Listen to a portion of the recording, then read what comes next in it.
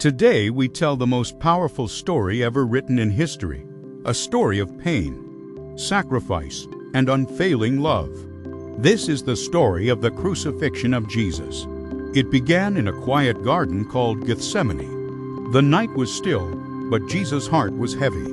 He knew the suffering that was coming. He knelt and prayed earnestly, asking God for strength. Though he was the Son of God, he felt the weight of what he was about to endure. His disciples, tired and afraid, struggled to stay awake while he prayed alone. Suddenly, the silence was broken by the sound of marching feet and clashing weapons. Soldiers entered the garden, led by Judas, one of Jesus' own disciples. Judas stepped forward and greeted Jesus with a kiss, a sign of betrayal. In that moment, Jesus was arrested. He did not resist. He did not run. He chose to surrender. He was taken before the religious leaders who falsely accused him of crimes he did not commit. They questioned him, mocked him, and condemned him. Then they brought him to Pontius Pilate, the Roman governor. Pilate examined Jesus and found no fault in him. He even offered to release him, but the crowd, stirred with anger, shouted louder and louder, "Crucify him! Crucify him!" Afraid of losing control and wanting to satisfy the people, Pilate handed Jesus over to be crucified. The soldiers led him away. They stripped him and placed a crown of sharp thorns on his head.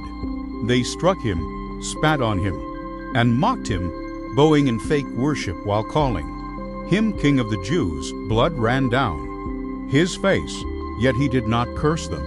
He remained silent, fulfilling the prophecy that he would be led like a lamb to the slaughter.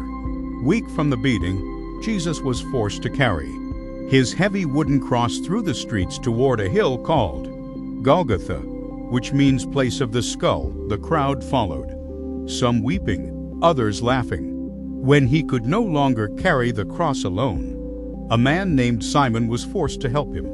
At Golgotha, they nailed his hands and feet to the cross. The sound of the hammer echoed as the cross was lifted into the air. Two criminals were crucified beside him, one on his right and one on his left. People passing by insulted him, challenging him to save himself if he truly was the Son of God. Yet even in unbearable pain, Jesus spoke words of mercy. "Father, forgive them, for they do not know what they are doing." One of the criminals beside him mocked him, but the other believed and asked to be remembered. Jesus replied with grace, promising him that he would be with him in paradise. As the hours passed, darkness covered the land in the middle of the day. It was as if creation itself was mourning. Then Jesus cried out, "It is finished." These were not words of defeat, but words of victory. The mission he came to accomplish was complete. He bowed his head and gave up his spirit. At that very moment, the earth shook violently. Rocks split apart. In the temple, the heavy curtain that separated people from the holy place was torn in two from top to bottom, symbolizing that the way to God was now open. A Roman centurion who witnessed everything said in awe, "Surely this was the Son of God." Jesus was taken down from the cross and placed in a borrowed tomb. It seemed like darkness had won. It seemed like hope was lost. But this was not the end of the story.